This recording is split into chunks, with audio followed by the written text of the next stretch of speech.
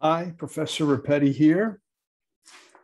The topic for today's video lecture is Plato, the Apology. That's the apology of Socrates at his trial.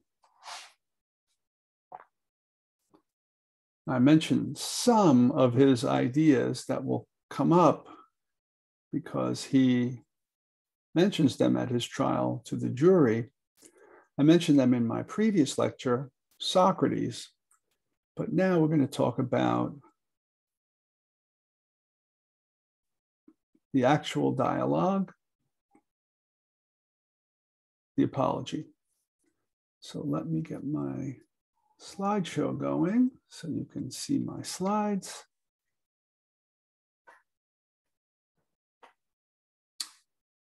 Okay.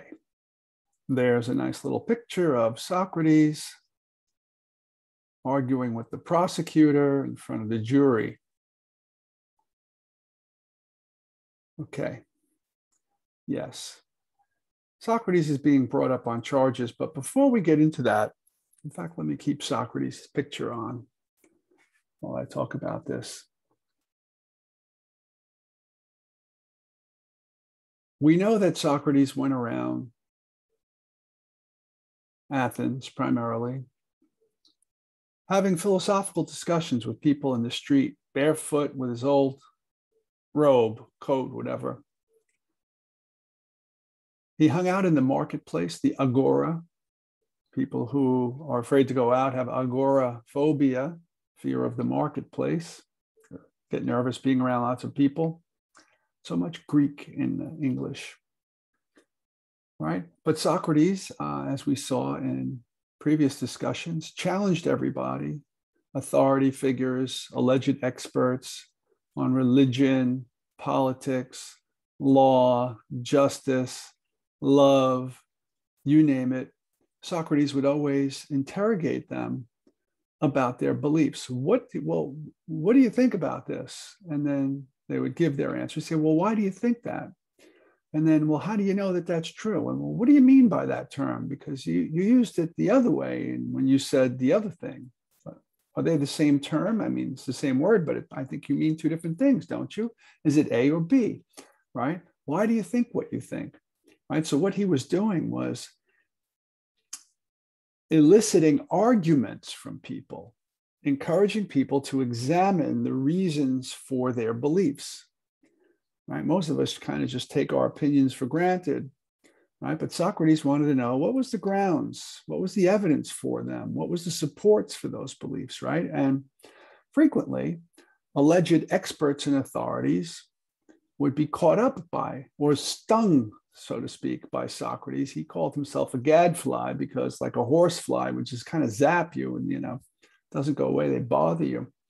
But he would kind of wake people up to realize that they didn't really know what they believed or why they believed what they believed, to get them to re-examine the most important things, the mind, your values, your beliefs, whether or not you should hold on to the beliefs that you have, right? Your beliefs guide your life, right? So if you don't really understand how you formed your beliefs or why you have them or whether or not you should continue to have them, that's like having a bad map, right? They changed the subway system around, but you still have the old map, right? Okay, so Socrates pissed off a lot of people and he was eventually brought up on charges because he also questioned religion, right? The religious beliefs and the morals of the day. He was a kind of social critic by questioning everybody and exposing a lot of alleged authorities for not really knowing what they claimed to know. He was brought up on charges, right? Rejecting the gods of Athens, innovating religion or inventing new gods, right? Formulating new religious beliefs. And both of those are just really variations on the same theme. And of course, if you undermine the religion, most morals in a culture come from and rest on the religion. So he was charged with corrupting the morals of the youth because he always had a circle of younger intellectuals, people interested in learning, around him, listening to him and watching the debates that he had with the authorities. And then those people would go home and challenge their parents or their grandparents or whatever. You young people, you copycatting that Socrates guy, right? So eventually he got arrested and brought up on charges. And here he is at his trial. That's what the apology is. And the Greek word that the English word apology comes from, I believe it's apologia, doesn't mean apology. Literally, it means something like an account or an explanation or a defense, right? But it's related to the idea of the English word apology, because when you do apologize, if you give a complete apology, it comes with an explanation of what you did and why you did it and what you believed motivated you to do it, that sort of thing. So you give an account, an explanation of your behavior, right? You don't just say, I'm sorry. Well, Socrates isn't actually saying I'm sorry here. He's just giving an account. Now, if the word translated directly, if it meant apology in Greek, we would say it was a translation. But when the English word is based on it, but doesn't mean the exact same thing, we call that a transliteration, right? This is not a translation. This is a transliteration. Socrates never apologized. Neither should you. There's an important message here. Don't apologize for something that you're not guilty of. Okay. So right off the bat, if you read this is an excellent dialogue to read. I read this in my first semester in college when I was a young person, and I fell in love with Socrates. Just reading him defending himself at his trial blew my mind. So if you haven't read this, go ahead and read it. You might get what you need to know from me to do well in the material in the course about this subject, but there's nothing like hearing it from the horse's mouth, so to speak. Okay, so Socrates right off the bat says, look, I'm being brought up on 3 charges, right? And Professor Rapetti here and some other professors will call those the new charges, because Socrates says, but really there's sort of like something like 3 old charges, like biases against me in the Athenian community, right? That are going to bias the jury, right? 2 sets of charges, new and old. So the old charges, right, on the second bullet, you see the new ones. These are the actual legal charges. Like I said, he's being accused of rejecting the gods, of inventing new gods, and of corrupting the morals. But go up to the old charges. These are not actual charges. Nobody is accusing him of this verbally in court. It's not part of the criminal complaint, right? But it's as if they were, because Socrates says these are long-standing opinions and biases against me that people have. One is that I charge a fee for my debating and my speeches and my arguments. The second is that I make the weaker argument appear stronger than it is, right? And the third is that I study things under the earth and up in the sky, right? Now we'll say more about each of those shortly. But I just wanted you to see the overview that there are 2 sets of charges that Socrates addresses: the explicit verbal ones that are the legal ones, and then the implicit, tacit, non-verbal ones that the jury probably already has in their mind. And unless he addresses those, he thinks he's not going to get a fair shake, right? So second to the last bullet, he has to try to eliminate that bias. Otherwise, he's not going to have a fair trial. And in my final bullet, you see CF is an abbreviation like IE, which means that is, or EG, which means for example. These are Latin terms, and this confere means compare. Compare when a lawyer say, you know what, we're not going to get a fair trial here. We're going to move the trial to a different venue because the people in this city, they've all been reading the newspaper and seeing it on the news, all the accusations against this guy, they're already biased. For him to get a fair trial, we have to go somewhere else, right? So 2,400 years ago, or 2,500 years ago, whatever it is, do the math. I always get Socrates' birthday and death day mixed up, but 2,400 or some odd years ago, Socrates was making the move that a lawyer would make today, who says, we need to move to another venue, but they didn't have that option back then. So he figured, well, I've got to address the biases first before I even address the actual charges. Okay, so here's one of them. You may have heard of this famous Greek poet, playwright rather, Aristophanes, who wrote a classic called The Clouds. And in The Clouds, Socrates is one of the main characters who's portrayed in the play. You know, the Greeks went to plays. They invented the theater, well, in the Western world, right? They didn't have movies, they didn't have TV, they didn't have Netflix, but they had the theater. And Aristophanes wrote this play and had people playing Socrates and others. And in the play, Socrates was descended on a rope hanging from an arch or a ceiling or whatever, sitting in a basket with fake clouds around him. The idea was to spoof Socrates and make him look like, you know, these philosophers, their heads are up in the clouds. They act like they're gods. They're impervious to the world, and had him saying all sorts of crazy things that the philosophers of his day were known to say, right? The things that maybe are in the old charges, right? Because the Greeks at the time were experiencing the sudden collapse of belief in the Greek gods caused by two waves of philosophers, pre-Socratics, both categories of which had members living around the time of Socrates, but both of them also predated him to a certain extent. So for about 200 years before Socrates came around, Athens was being bombarded with philosophical thinking by the nature philosophers who said, you know what, like the sun is not a god, it's just a hot rock, etc., right?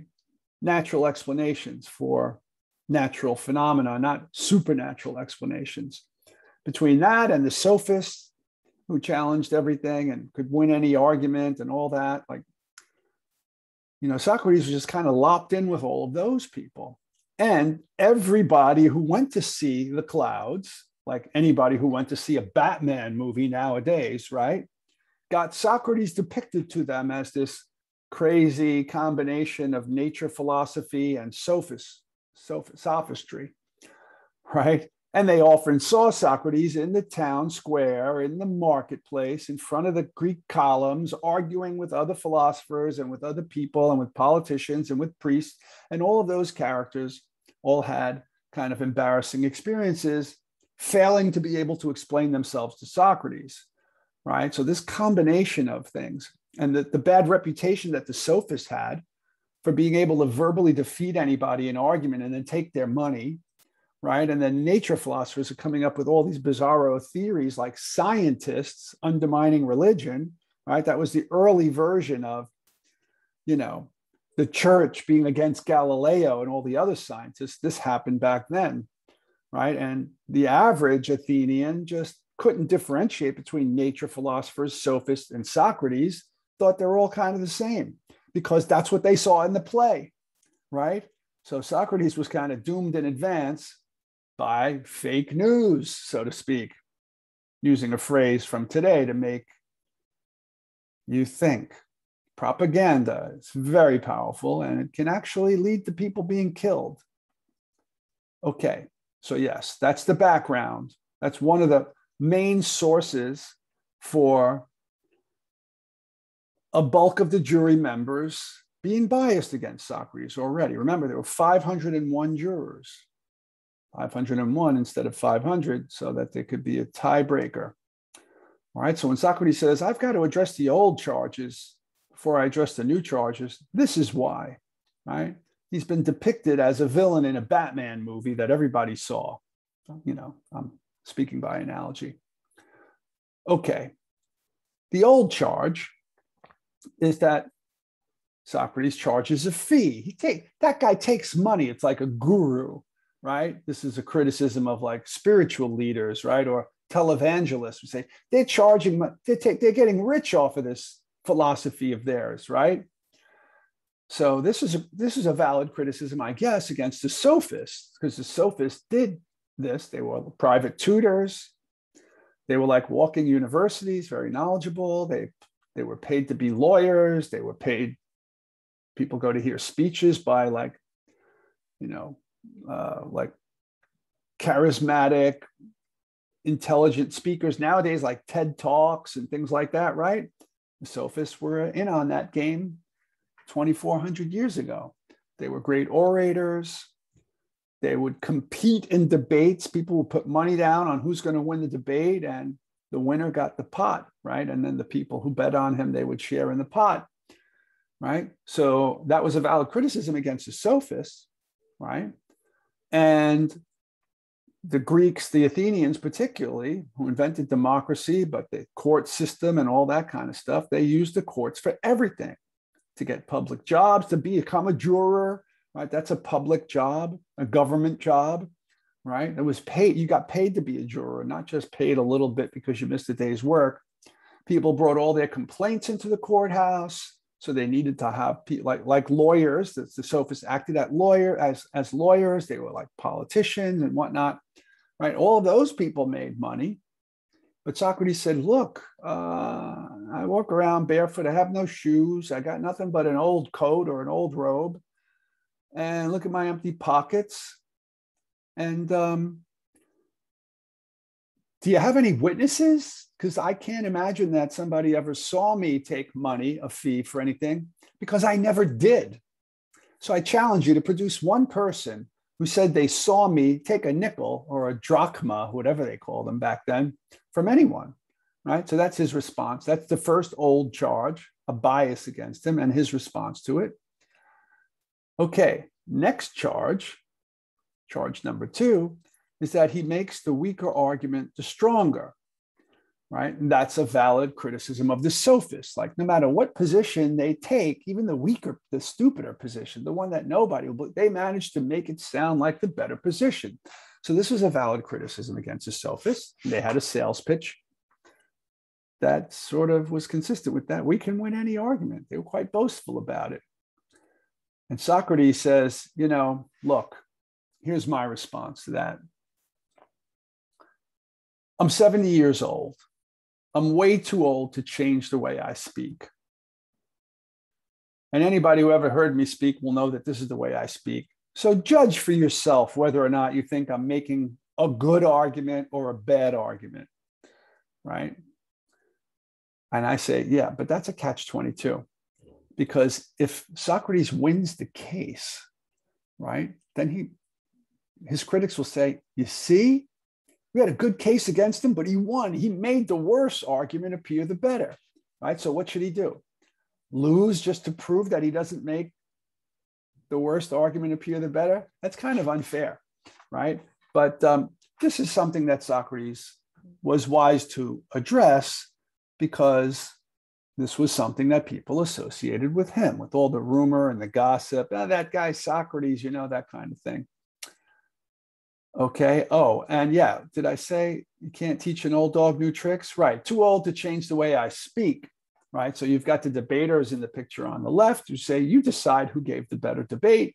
But on the right, there's an old dog. And look at him. He's on a skateboard. So that would be an objection to Socrates saying you can't teach an old dog new tricks. Maybe you could. Come on. Some old dogs are pretty capable of learning new tricks. All right. So I'm saying, you know, we're going back and forth here, pro and con. All right. But here's a funny little story about Protagoras, the sophist, and a student. This is, I don't know if this is a joke or it's supposed to be a true story, or just a kind of funny way of criticizing the relativism of sophistry, of sophism, right? According to this story, a student approaches Protagoras, the greatest sophist, allegedly, and says, look, master, teach me. I can't afford to pay you. Can we work something out? And Protagoras says, oh, sure, my son. I'll tell you what, I'll teach you how to argue well and debate and speak. And you'll only pay me upon winning your first case at law in the courts. They shake on it, it's a deal. Protagoras teaches the student, he learns quite well, but he never goes to court, perhaps as a way of avoiding paying Protagoras for the free education that he got. A sidebar, I guess Protagoras can't complain because it's all relative, right? There's no objective truth about morals or about anything. So that's kind of ironic. But Protagoras, being a smart sophist, knows how to make a good argument or a bad argument seem better or worse, right? So he sues the student, brings him to court for payment. And he says, look, he promised to pay me when he won his first case. According to Athenian rules of the court, if you lose a case, you have to pay the winner of the case. So if he loses this case, he has to pay me. On the other hand, if he wins, he has to pay me, because that was our agreement, that he would pay me upon winning his first case. So either way, I win, I rest my case. And then the court, turns to the student who says, interesting argument, Protagoras. However, I believe you taught me well. If I win the case, then according to Greek law, you have to pay me. But if I lose the case, according to our agreement, I don't have to pay you. So either way, I don't have to pay you. All right. That's kind of paradoxical, and I'll let you just enjoy the irony of that without trying to resolve that particular paradox, although I think I have a solution to it. If I was there, I think I would have won. Okay, so old charge number 3, Socrates studies things under the earth and in the sky. In other words, he's one of those nature philosophers. Socrates' reply, I did study those things when I was young. I interviewed and cross-examined the nature philosophers, but I was ultimately dissatisfied and I rejected their claims as mere speculation. I didn't think they could prove any of their claims. They made weak arguments. A and B, nature philosophy is all over the place. In any bookstore around, we've all seen these popular books authored by these nature philosophers. My name is not on any of them, right? There's an abundance of nature philosophy. It ain't me. Once again, show me some evidence that that was me. No, it wasn't. Okay, so he has relatively decent answers, to the old charges. Now let's look at the actual explicit legal charges. 1, he rejects the gods of Athens. 2, he invents new gods. And 3, he corrupts the morals of the youth. So we'll look at each of these one at a time. Actually, the first 2, I think we're going to unite because Socrates does that himself. He says, wait a second. You're accusing me of both rejecting gods and accepting gods? Right? So, well, I'll give you his answer in a minute. I jumped ahead. I forgot that I have that on the next slide. So let's go through this. Okay, what are the justifications, the alleged justifications for these 2 charges against him? He's accused of rejecting the gods of Athens. Why? Because he's been seen questioning the religious folks, the priests, the high priests, or whatever, the representatives of Greek polytheism. Socrates didn't spare them. There are no sacred cows, as we say, right? In Hinduism, the cow is sacred. You're not supposed to eat the cow for various reasons that maybe we'll talk about that later on in the course when we get to Indian philosophy. But for Socrates, nothing was taboo as a philosophical topic. So he also challenged religious beliefs. Doesn't mean he didn't have religious beliefs, but he challenged them. And as you will see in our next lecture, in the next week, I believe it is, called Euthyphro Dialogue, where Euthyphro is a priest and Socrates questions him about holiness and piety and morality and all that kind of stuff, right? So there is some justification for thinking that he rejects the gods, right? And then the second one, there's some justification for thinking that he invents new gods or new ways of being religious or innovates in religion, right? Like a cult member starts a new religion or a new cult, right? Socrates spoke publicly about what he called a divine sign, sometimes just use the word daemon, which in Greek means spirit, just like the word in English, demon means evil spirit, right? But in ancient Greek, it just meant spirit. So there's the first word you might not be familiar with, but we'll get to it when we do Aristotle, is the word eudaimonia. The EU prefix, I put daemon in bold so you could see daemon there. The EU prefix means something like positive or good, right? So good spiritedness would be eudaimonia, right? And another translation for it is something like well-being, flourishing, happiness. A good spirited person is a happy person, right? I show you now, I bolded the EU in euthanasia and euphoria. Thanatos means death. Euthanasia is when you put a dog to sleep or something like that. It's a happy death. That's what it literally means, right?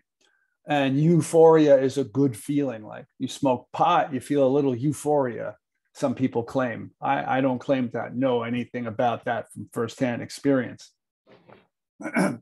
So just kidding around. So, but Socrates claimed that he had a kind of divine spirit in him, something in him that he considered divine. A sign would come to him, like an intuition or a premonition, right? He also had, as you'll see toward the very end of this lecture, precognitive dreams and all sorts of things that put him in this category. And in fact, in the Euthyphro dialogue, Euthyphro refers to Socrates and himself. He says something like, yes, the masses, the people, the commoners, they don't understand prophets like us, right? So Euthyphro, a high priest of Greek polytheism, considered Socrates some kind of prophetic figure, right? A sage, a prophet. Also, one teacher of Socrates when he was younger was a woman named Diotima, who was a kind of mystic, a leader of a mystery cult. It's a kind of mystical cult. She was a Gnostic. The G is silent, but it's not silent when you put an A in front of it. An agnostic is somebody who thinks, I don't know if there's a God. A Gnostic is somebody who thinks, I can have direct experience of something divine or deeper or greater or transcendent or some kind of greater, deeper, more direct knowledge of the greater reality behind the visible world. Or there's a lot of different meanings for Gnosticism, right? But Socrates' teacher, Diotima, was a Gnostic, mystic, mystery cult leader and everything else. And Socrates claimed that he got some kind of wisdom from her.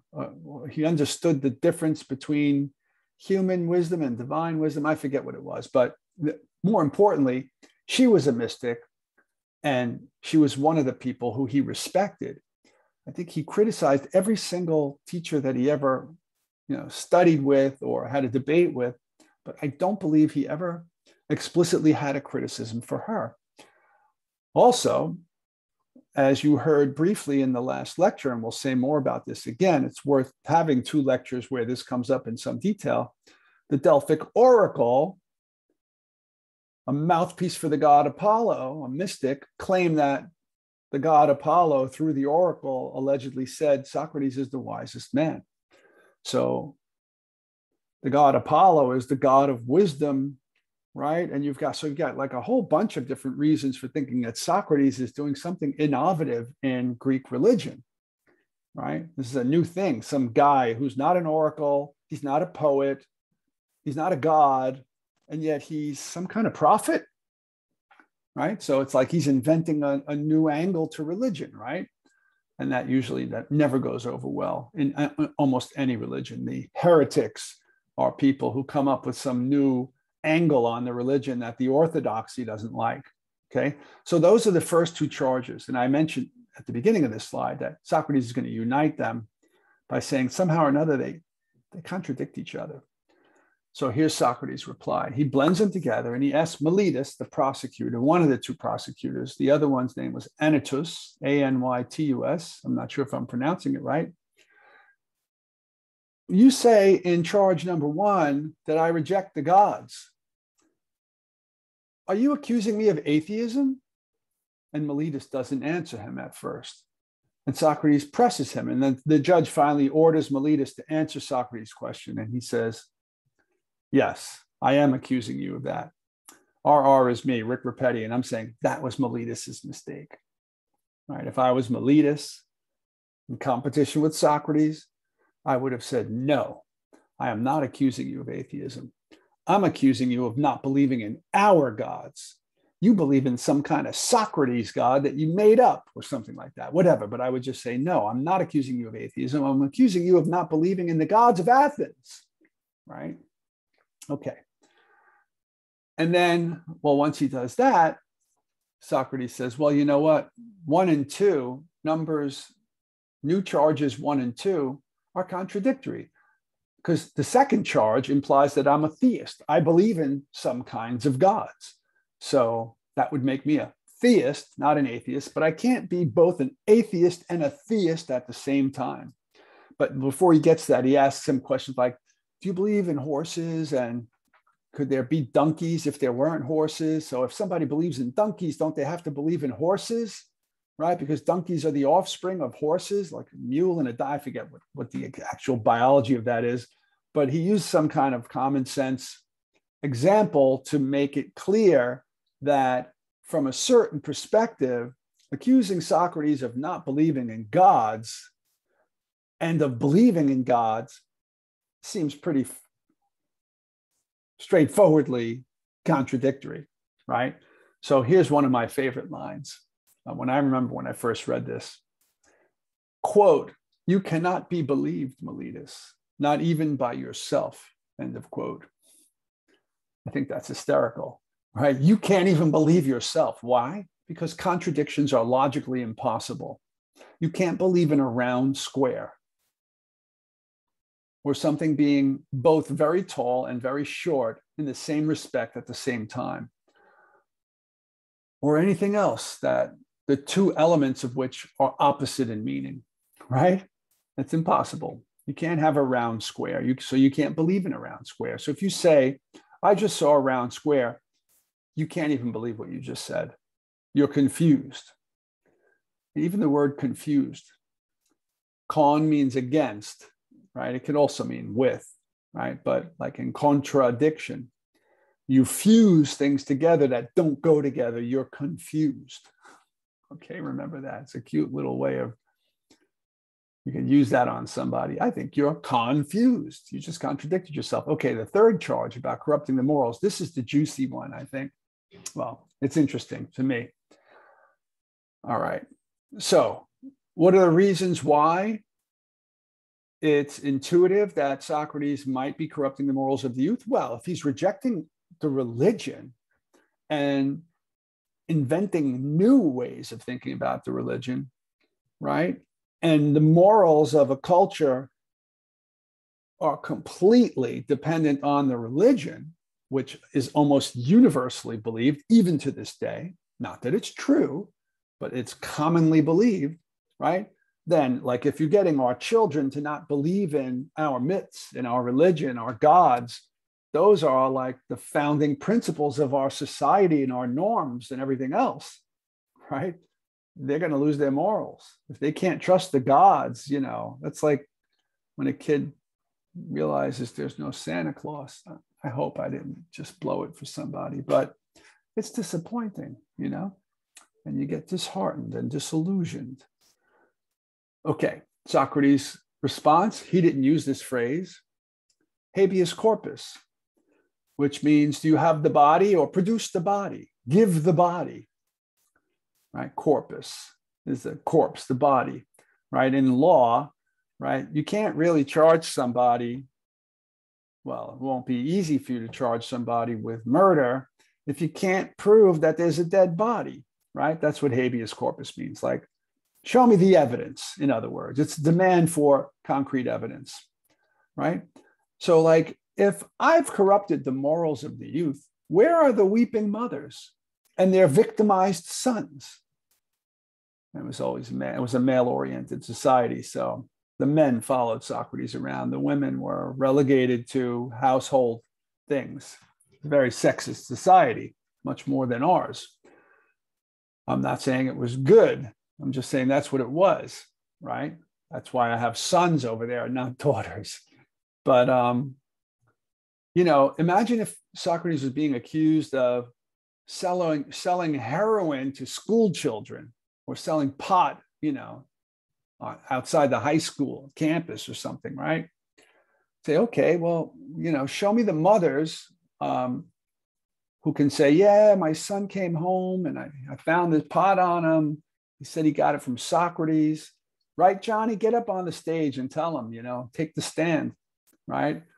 Johnny gets up there scratching like a junkie. Yeah, Socrates started me off on pot and then, heroin and whatever, right? I shouldn't joke around about addiction, but you get the point.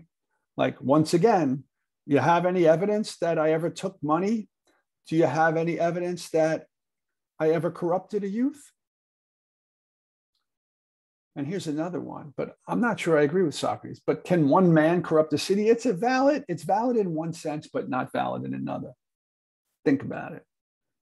I mean, it's intuitive that one person alone can't corrupt a city unless it's highly corruptible to begin with. Right? But just even think of Hitler in Germany, right? If it wasn't for all those, people who went along with him, I don't think he could, he filled a vacuum for them, right? He made it possible for them to actualize the potential biases that they already had in them and so on, right? But, on the other hand, one really powerful person can change a culture, like Martin Luther King, right? That sort of thing. Okay, so moving on to the next criticism. This is valid in one sense, but invalid in another. So I said, this is interesting stuff, but I'm not so sure I'm with Socrates 100% on these. But it was interesting to hear him angle this way. Young Miletus, so young, what was he? I don't know, maybe 30 or something. Socrates was 70. At my age, I still am in search of wisdom about what constitutes virtue and what makes people virtuous and whether or not you can be taught to be virtuous. But young Miletus apparently knows what corrupts young men and what makes them virtuous. Please teach me, Miletus, because I don't know. I'm 70 and I've spent my whole life in pursuit of this wisdom and I still lack it, right? Miletus doesn't answer him. So then Socrates, I forget, this is the exact sequence, but then Socrates says, but suppose I do. If I do, suppose I do corrupt people. Would anyone intentionally corrupt the people right around them? Like, would I turn the people closest to me into villains? Because then I would be at risk. I would be in danger if I turned the people closest to me into really immoral, backstabbing, conniving, wicked human beings, right? So it's unreasonable to think that anybody would intentionally do that. Well, that's a reasonable line of thinking. But on the other hand, mafia bosses and drug dealers and all sorts of people in, kind of underhanded businesses and whatnot, and all sorts of relationships in the black market and whatnot, they kind of do intentionally corrupt those closest to them, but they do it in a way where they can keep power over them, right? So maybe Socrates he didn't have the TV that we have. We can see how this happens, even if we don't have much experience in it ourselves, right? But if it's unintentional, Socrates adds, then teach me how I'm wrong and I will remedy myself. I don't want to be wrong, but if you persuade me to think that I have corrupted the morals of the youth, I would be happy to uncorrupt them. But nobody teaches him. Okay. So there's a kind of drawing, painting, whatever, of the Oracle of Delphi with the two interpreters around her, the high priestess, the Pythian in the temple of Apollo in Delphi. And I talked about most of this in my previous lecture on Socrates, but this came up in detail in his trial. Okay, once again, Apollo is the god of wisdom. He's the sun god, the god of light, illumination, enlightenment, the arts, and also Many mystery cults revolved around him, right? But the oracle would go into a trance, and she was always vague, so vague that the two interpreters would have to help the listener who came with a question understand the answer. For example, she spoke in riddles, often like Yoda, right? From Star Wars. Tomorrow the military general says we're going into battle. What's going to happen? And the oracle, tomorrow a great army will fall, right? But, both armies would be great, this kind of thing. I'm not trying to put it down, but I saw a documentary, and I've read about this elsewhere, History Channel documentary about the Oracle of Delphi. The temple is still there, the temple in Delphi for the god Apollo. And where the oracle sat or stood, there was a crack in the ground, in the foundation, over a cave with some kind of natural gases would come up that would be intoxicating, if not psychedelic. So it's conceivable that the oracle would enter into altered states because of psychedelics. And just like Native American medicine men and whatnot would use psychedelics, whether it's peyote or ayahuasca or some other drugs, to go on spirit journeys, out of the body experiences, altered states, go into another dimension or whatever, and have, all these enlightening experiences that would open up their mind and enable them to see things in a different way. It's just an interesting thing about the oracle. And people from all over the ancient Greek world would come to consult the oracle on a regular basis, right? Everybody knew about the Oracle of Delphi, like they knew about the 7 wonders of the ancient world. Right? So once again, Chaerephon, Socrates' friend, goes and asks the oracle, is Socrates the wisest? And although the oracle was always vague, the oracle said, no man is wiser than Socrates, exclamation point 3 times. I'm putting that exclamation point in there just to emphasize the fact that although the oracle was always vague, when it came to this, the oracle was very precise, explicit, no interpretation needed.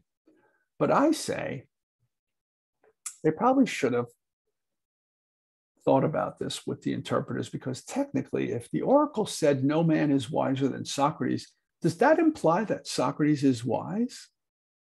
Not necessarily.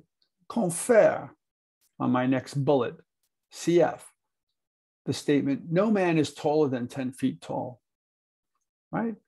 Suppose someone asked the oracle, who's the tallest man?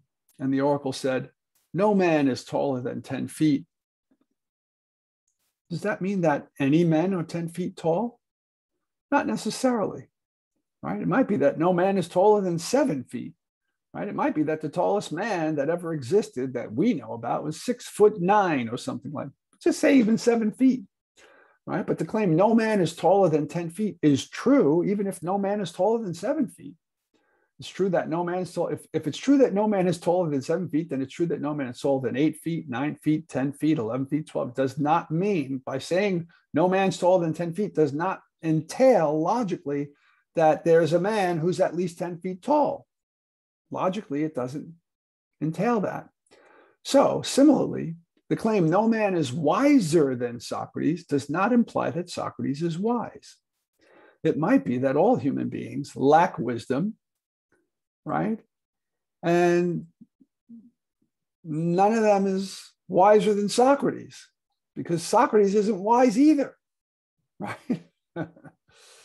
Okay, right? If no man is wise, then none is wiser. Okay, so yeah, I point out that this was a female because Western philosophy is largely male dominated, but the oracle was a woman, and Socrates' teacher Diotima was a woman. All right.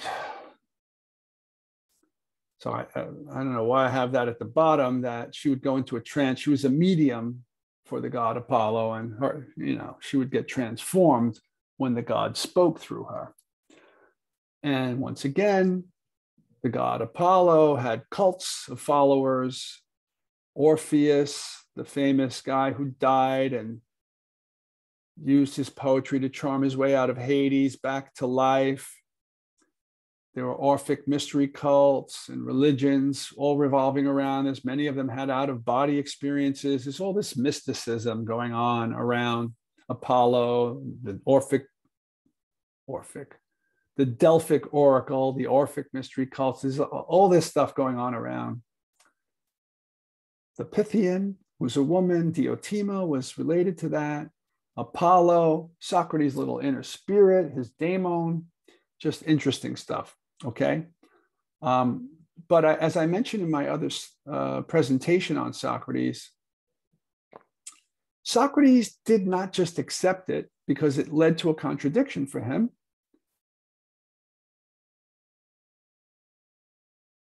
Right? Was he trusting God? He believed that. He believed in the gods. So he believed that Apollo said that through the oracle. And he believed the gods don't lie, in which case it would be true that he was the wisest man, but he didn't think he had wisdom. So he realized the only way that all three statements could not be contradictory is if he was misunderstanding what it means to have wisdom, right? Because if the God says he has wisdom, then he has wisdom, but he didn't think he had wisdom. So you got to go find out what's wisdom and how is it possible that I could have it? So he was kind of testing God and trusting God at the same time, trusting that the gods don't lie, but then therefore having to try to test the hypothesis of the oracle. Okay, he was puzzled. He doesn't accept the divine validation and fame, right? Like the God of wisdom just validated this philosopher. That's it. He's set for life. He could retire on his reputation. No, that only made him redouble his efforts and go try to figure out what wisdom was and interrogate more people who might allegedly have knowledge or wisdom, right? Test the oracle, seek a wiser man to find the meaning. What is wisdom? How could I have it when I don't think I do? Right? So he goes to three people. I mentioned this in the previous lecture. Poets who, like the oracle, were believed to be mediums, mouthpieces for the muses, which were angelic, divine beings, daughters of Zeus, who would speak through them and utter angel speak poetry, which was amusing, right? Like music. And by the way, you know, in the Old Testament, I forget which prophet it was, but one of the prophets became a prophet after going up into a certain place where I think a voice of God told him to go. And he met with a bunch of musician poets and came back a transformed prophet. I forget the name. Oh, well, if anybody wants to follow up on it, ask me and I'll look into it. I've got it written down in an article I know about somewhere, just saying that this happens even in Judaism, right? That music and poetry and singing and all that can be related to prophecy or divine revelation or inspiration is a form of prophecy, right? Okay, so he goes to the poets because Homer and Hesiod brought all their wisdom to the Greeks, right? The muses through Homer and Hesiod like prophets. It's like their Bibles, right? So let me go talk to the poets. Surely they have wisdom. Or the politicians, the leaders of society, like Pericles, you know, they had these brilliant leaders in his day, right? They must have wisdom about human nature and how to run a society and how to improve human beings, like what he was asking the prosecutor to teach him. And then certainly the craftsmen, they certainly have skills. They know how to build ships and whatnot. You know, Socrates was a stonemason himself. He knew that the craftsmen had lots of knowledge about how to do and make things and build things, complex things and fix things and whatnot, right? Okay, what do the Beatles have to do with this? Well, we'll find out in a minute. So we'll go through each of these 1, 2, and 3, poets, politicians, and craftsmen, a little more slowly, right? Because it's fun. This is part of what I loved when I first read the Apology as a student. Okay, so there's a poet over there in the drawing. Divinely inspired like prophets, mediums for the muses, the daughters of Zeus. You ever hear artists say, I found my muse? An artist or a musician means I found my inspiration, as if I become possessed. And right? What do they say? A lot of artists and musicians say, it wasn't me, it just came through me. I'm just a medium for this creative energy. I'm in the flow and it just comes through me when I get out of my own way. I'm not the source of it. Something greater than me is. It comes through me. It's divinely inspired, right? That's the same idea, right? But Socrates' criticism of the poets was, well, when he would ask them to explain their poetry, right, and explain how it was wisdom, they couldn't do it, right? They know how to produce it, right? Get in the mood and say really meaningful lyrics that sound great and they move the soul and they can just bring you to tears, and right, because they're in the zone and they just know how to do that, but they don't have any real knowledge about what the words that they produce actually mean or how they count as wisdom. So I have a story. I saw a documentary of the Beatles, one of the most famous, if not the most famous rock and roll band from my era. It was a documentary with all these different interviews with the Beatles at different points in their lives. And at one point they were sitting on the porch in the backyard of a house that they were in. I don't know if they were on retreat. It was in the country, but they had like bodyguards because they're famous. And some hippie guy who looked like Jesus comes running out of the woods toward them, and like federal agents almost stopped the guy. And he was like, wow, man, no, I'm not looking for any trouble. I can't believe I was just walking by. I saw the Beatles, man. I'd love to just talk to the Beatles. Oh my God, I live right down the. And like John Lennon or one of them, says, it's all right. He's a harmless guy. Let him have a couple of minutes with us. So he goes over to them and he's like, oh man, you guys, your music changed my life. Like your meanings, your lyrics, it's just so awesome. It's so meaningful. There's so many things that I thought, I heard them in your songs.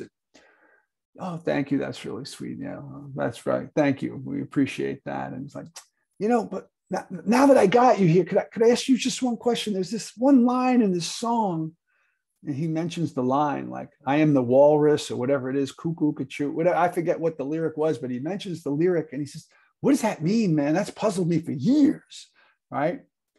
And like one of the Beatles just busted out laughing. He goes, oh man, I'm sorry, man. We wrote most of that stuff when we were stoned. We didn't know what the hell we were saying. It just sounded, it worked good, it rhymed, And the guy was like so disillusioned, right? That was Socrates with the poets. Okay. All right. Politicians. They sound good, right? They've got the gift of gab, but they are not sound. And I've got Trump on the left and Biden on the right. Maybe I should have had, what's his name? Obama on the right, because Obama was a really good orator. I mean, I've loved the way that guy gave speeches, right?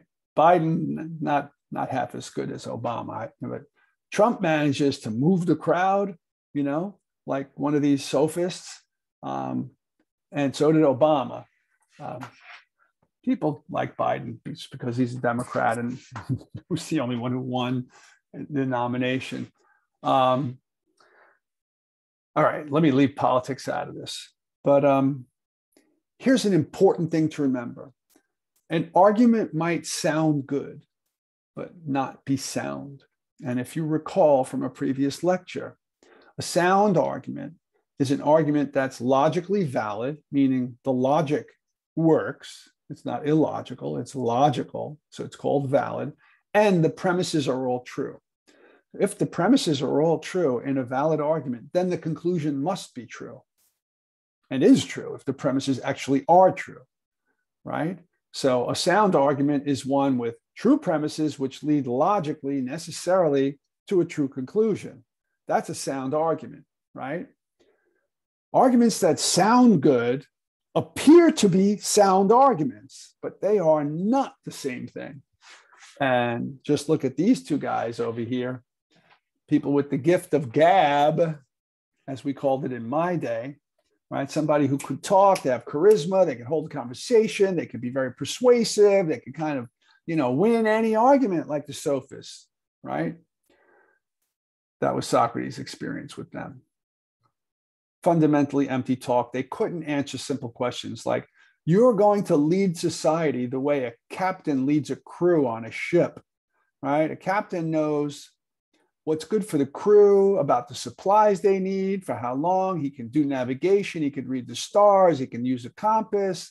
He can navigate. He can control the men, right? He knows everything about seafaring. And, by analogy, a statesman, a politician, should be the societal equivalent of a sea captain who can bring the ship of society to where it has to go and, run the whole, it has to know about human nature, politics, economics, morals, all sorts of things, military strategy. He's got to have comprehensive knowledge of the human condition, of right and wrong, of all these different things, right? The politicians sound like they've got all that, but when Socrates would press them, he found out that their talk was all empty. He actually thought that they were the stupidest out of all the categories of people that he ever interviewed, right? They're spin doctors, right? Spin doctors, propaganda experts, sophisticated liars and deceivers, right? By and large, right? I'm not saying that there are no good politicians. Diogenes, who comes much later on, is in the post-Socratic era. He's a cynic with a capital C, not meaning cynical, although there's a kind of relationship between the two. But he was known to be walking through the marketplace in the daytime with a lantern, right? Peering around, looking, and people would keep saying, Diogenes, what are you looking for? He wouldn't answer them. And finally, somebody stopped him, wouldn't let him. Tell me, what are you looking for? And he said, an honest man. Okay, so yes, they're charismatic, right? The sophists, the politicians. Politicians are mostly all sophists. And this criticism was true then, and even more true now, right? Just take a look at the slide there. Okay. All right, let's get to the craftsmen. You see them up on top, sawing wood and whatnot, carpentry, right? That's Archie Bunker from the show All in the Family, which was on in my day. You might want to watch it just for fun, any one episode, and you'll get the reference about Archie, which I'll say more about in a minute. Okay. Remember, Socrates was one of the craftsmen, and that's why he knew they had some actual knowledge. The Greek word was techne, which the word technique comes from, which is know-how, knowing how to do something, a certain art form or a skill, a technique, a method. They knew how to build, make, fix, repair, create, invent, all that sort of thing, right? Problem was, they couldn't distinguish between what they know and what they don't know. They uttered their opinions with what you would call equal conviction. So yeah, look, this is how you make a shoe, or this is how you, treat a broken bone, or this is how you do whatever it is that needs to be done. And they were absolutely right. And then they said, well, this is how you should treat a criminal. And this is how you should run a society. And this is how you should do this. And this is how you should do that. And they speak with the same facial gestures, tones, body language, and conviction about what is really on analysis just opinions that they have, which have no backing whatsoever, right? As the conviction that they'd use to speak about what you know from observing them that they actually know. They know how to do what they're saying. This is how you do it. But they don't know the other thing. But they can't distinguish between the two. They treat them equal, which undermines their claim to knowledge altogether. Right? So that's the people down below pointing and, having all their opinions, right? This, that, no, I know. Archie Bunker, I think he was the loading dock foreman in a factory or something. So he knew how to do that. If the foreman, then you're the boss of the other people, right? The guys who use the forklifts and whatever, right? The inventory guys, the guys who back the truck in, to the loading dock or whatever, right? I'm the foreman. So he's got some authority, he's got some skill, however minute it is, a blue collar skill. But whether it's, and he was the most opinionated, like the whole gag of the whole, one of the whole things about the show is just listening to his foolish opinions uttered as absolute certainty, right? Archie Bunker. Funny show. And don't we all know people like that? Haven't you ever gotten into a taxi or an Uber, right? And the driver is like this Archie Bunker character. Did you hear what happened on the news today?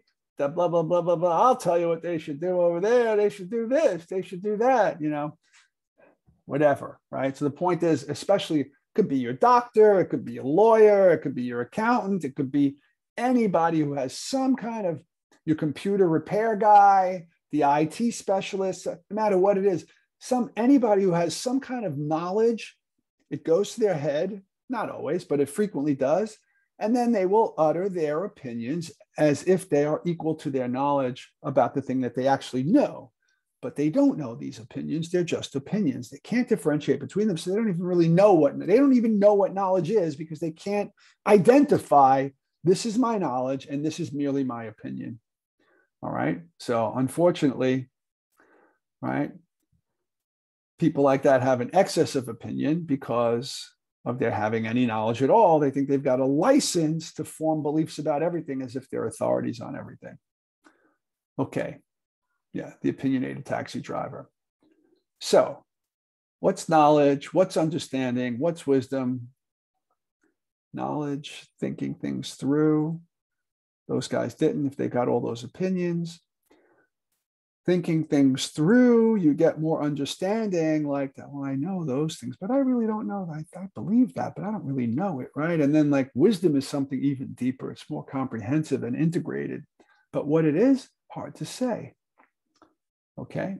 But Socrates now, after being a philosopher until the Oracle said Socrates is the wisest man, and then his search with poets, politicians, craftsmen, right, to try to find out what wisdom is specifically, to test the oracular statement, no man's wiser than Socrates, concludes with a certain interpretation. Look, if what the Oracle said is true, then awareness of one's ignorance is wisdom, because none of them are aware of how ignorant they are, but I am.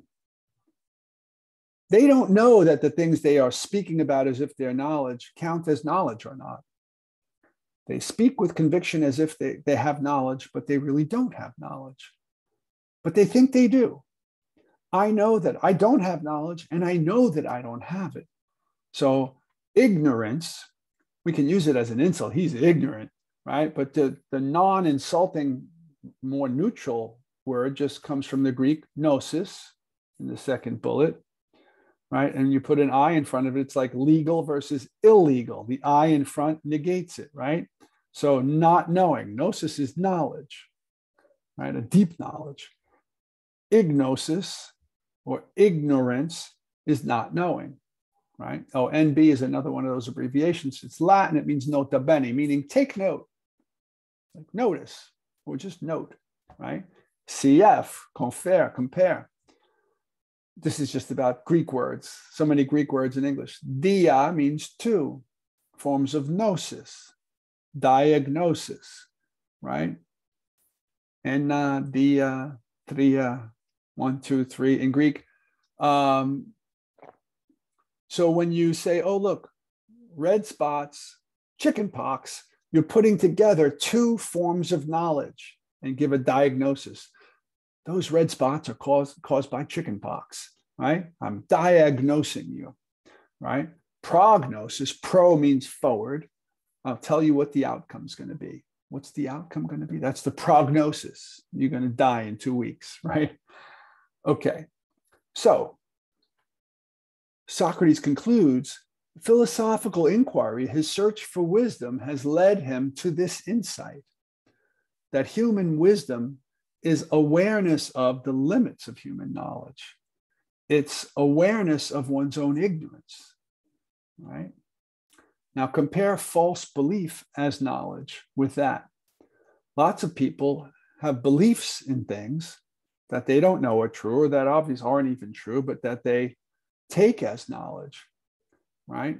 This is the opposite of knowledge of your own ignorance, right? And I'm calling one answerism and the other questionism, right?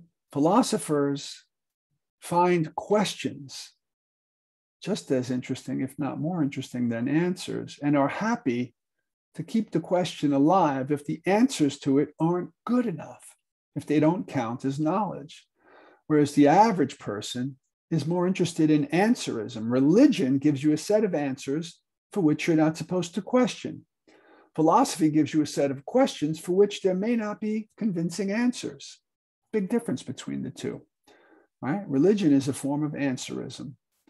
Dogma comes from the word dox, which has to do with belief or the way things appear. Dogma means your beliefs are stuck, or you're stuck in a certain vision or appearance of something. You have a view and you won't let go of it. You're being dogmatic or closed-minded, right? Whereas questionism makes you open-minded, right? So Socrates' wisdom mission, he called himself the midwife of ideas, right? His lifelong mission on analysis, looking back over his life, he went around zapping people with his philosophical questions, right? Which led folks to uncertainty. I thought I knew that. I don't really know what holiness is or what justice is, right? I don't really know what I thought I knew. I'm uncertain now. If you're uncertain, then you can only learn if you don't think you already know, right? So if Socrates goes around getting people to realize their ignorance, that they don't know what they think they know, that makes them able to learn. So he's going around and causing a philosophical rebirth. They are born again in the philosophical spirit, thanks to Socrates zapping them and making them realize that they don't know what they thought they did, just by questioning what they mean and why do they believe that, right? He called himself the midwife of ideas because he would try to help people give birth to their ideas, but at least he would give birth, if he was successful, to them realizing that they didn't know what they thought they knew. Okay. This is an interesting idea, Socratic piety, which will help you think about what's going on in the next dialogue that we're going to do next week, the Euthyphro dialogue. Euthyphro is a priest, and he and Socrates explore the nature of piety or holiness, spiritual or religious goodness, you might want to say, right? Some scholars have come up with this idea of Socratic piety, meaning a kind of philosophical piety toward the truth. Well, what does piety normally mean, by the way? If you're a devout Hindu, you're a pious Hindu. If you're a devout Jew, you're a pious Jew. Or if you're a pious Muslim, you observe halal, you pray 5 times a day facing Mecca, you go on a Hajj, spiritual pilgrimage to Mecca at least once in your lifetime, right? These are the religious devotional expectations.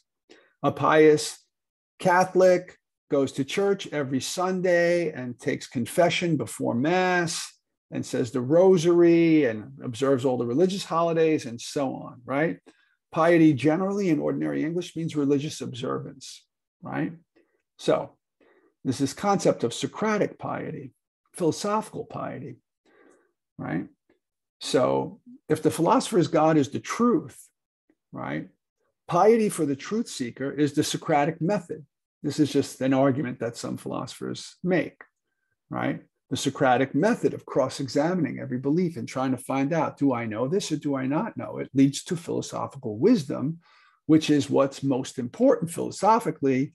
So engaging in the Socratic method, the method of cross-examining everything, right, leads to philosophical wisdom, leads to the truth. So engaging in philosophical activity is being philosophically pious and exhibiting Socratic piety.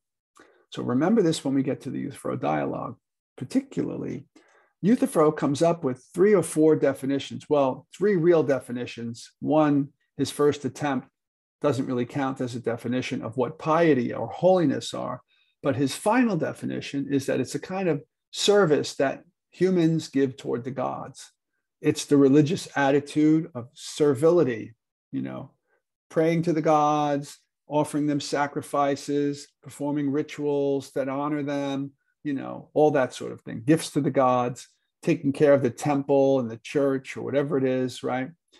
This kind of attitude toward the gods, an observant, respectful attitude towards the gods' expectations of us. It's a man-God kind of relationship in which men serve the gods, right? That's Euthyphro's final definition. So that's a good heads up for you.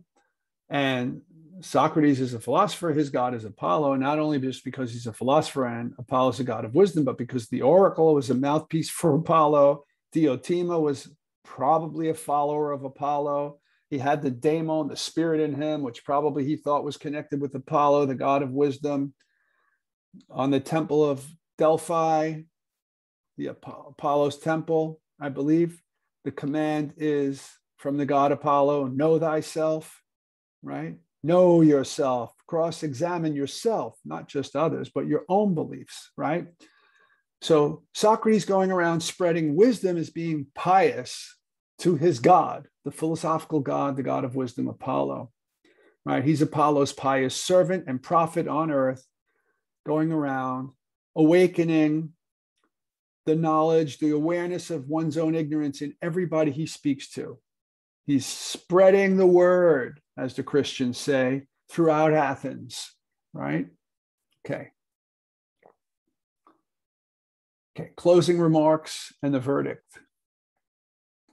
Socrates makes this argument that his obligation is to his post, and truth is his post, just like a soldier should not abandon his post. Socrates will not abandon the truth, even if he has to die in the service of the truth. Death before dishonor. And you see in the lower right-hand corner, that's a phrase that the Hell's Angels took up. I believe Socrates literally was the first to use it. So he's a kind of soldier of the truth, right? In that little diagram there of the lion, right? But then Socrates also says, look, death has two options. Either you survive death in Hades, right? You continue on, there's life after death, or else there's not. You cease to exist. If you do continue on and you're a just man, like I am, you have nothing to fear. If you cease to exist, well, there's nobody there to suffer from ceasing to exist. So there's nothing to fear there. Therefore, the only fear that you could have connected with death is to be unjust. And I'm not afraid of that. I've spent my life seeking justice and wisdom and truth, right? And he's found guilty. It's a close vote, under 30 votes out of 500, right? So it's a very small percentage relative to that large amount, right? So it's a really close call. The way the law worked then is that both sides, the prosecutor and the defendant, after you're found guilty, would propose a sentence. The prosecutors proposed death. And if Socrates was a different kind of man, historians and scholars about this period say that if he would have proposed exile or house arrest, or proposed that he ceased to engage in philosophical reasoning, he probably would have been, the jury would then vote on the two, right? He probably would have not been put to death.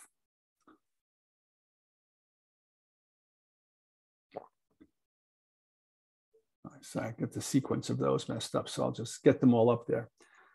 So the options were death. He knew that. They proposed that. And what do you propose, Socrates?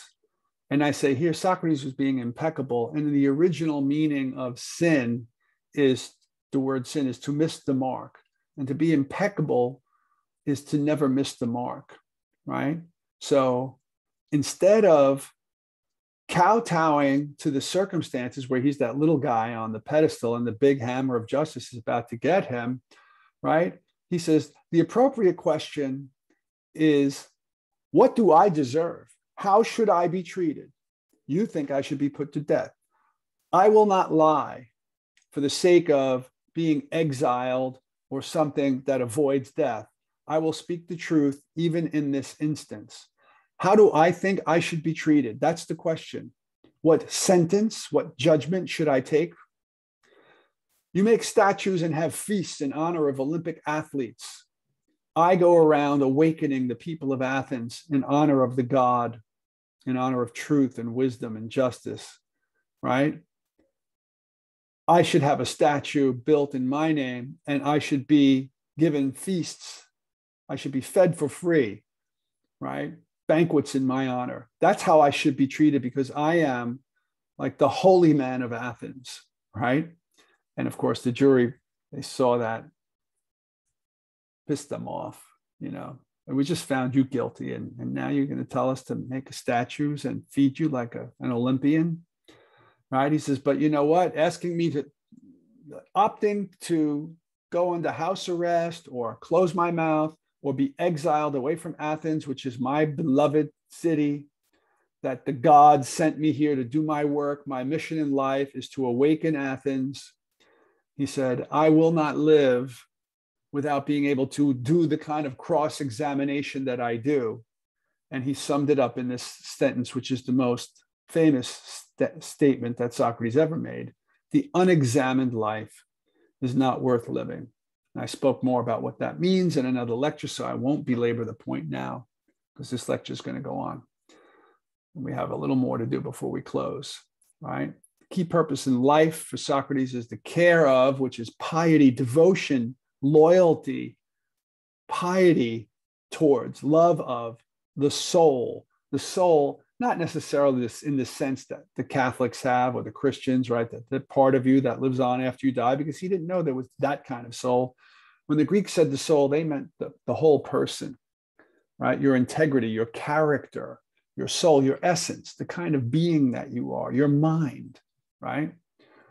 And he said he differentiated between the ornaments of the soul versus the ornaments of the body. He made this kind of criticism that the average person is more concerned with ornamenting the body with jewelry and clothing and perfumes and whatnot, when what really matters is the ornaments of the soul, the virtues, wisdom, honor, courage, truthfulness. Those are the ornaments of the soul. Those are the things that matter, and I stick by that. Okay, so he got sentenced to death, and that's the end of that dialogue, right? Now, when he was awaiting execution, there was a religious ceremony going on, and the rules were that nobody could be executed during a religious ceremony. And so it was like maybe a 3-day thing or whatever. I forget the exact details, but he was not executed immediately. And while he was in prison, one of his very good friends, who was wealthy, paid the guard, had horses lined up, safe houses, everything, arranged for Socrates' escape. So, come on, Socrates, let's go. And Socrates was like, the question is, should Socrates escape? Right? So that's the next dialogue in the sequence. It's a series of dialogues called the Trial and Death of Socrates.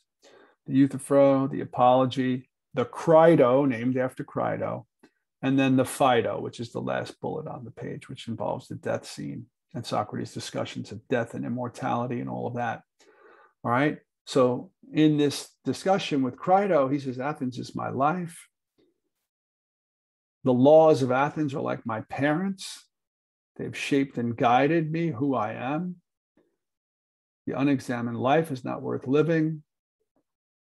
Death without is more important than dishonor. I'd rather die than live dishonorably. I can't live without philosophizing. I wouldn't want to injure the laws or undermine them, implying that I don't believe in them. I believe in justice, even if I disagree with this verdict. Right? Really fascinating arguments about whether or not we have an obligation to obey unjust laws. Right? In any event, the sentence was to take hemlock. That was the poison. Normally had to be forced down people's throat, but he said, hand me the hemlock. The guards liked him. He was friendly, and he very calmly took it and described how he couldn't feel his feet. He couldn't feel his legs. And some of the people, they were crying. He told them not to act like women. There's a gender sexism thing there. But he died calmly with dignity. And like I said, in the Phaedo, which is the next dialogue. It didn't happen after he died, but it happened before he took the poison. He talks about death and immortality. And there's a famous painting of Socrates grabbing the hemlock and lecturing to the end. Okay, conclusion. What light bulb takeaways do we have here?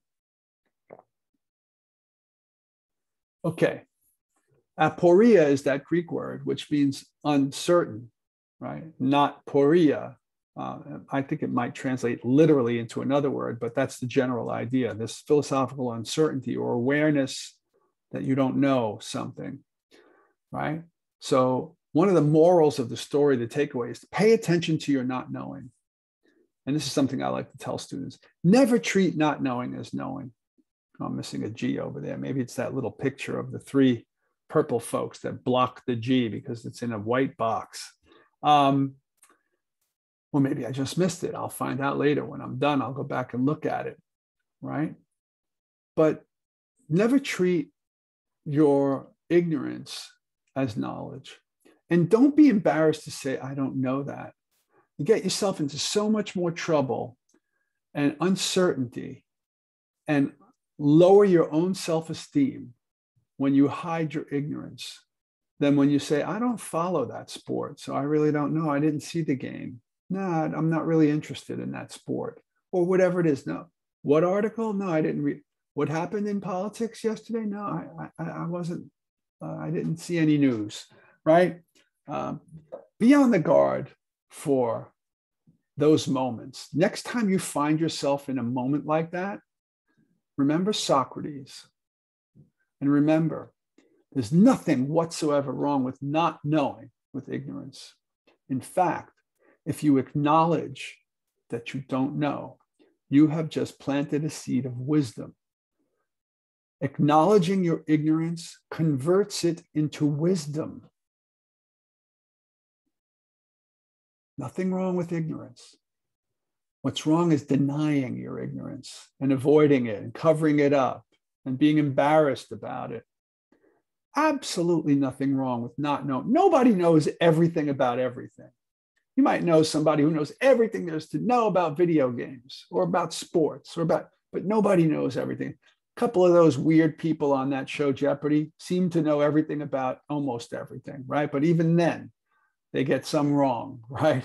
And they don't look like people who are wise, right? In fact, you might imagine that they devote so much time to learn everything, so they never have to be in that awkward situation of going, oh, I don't know what that word means. What is that? What'd you just say? Right?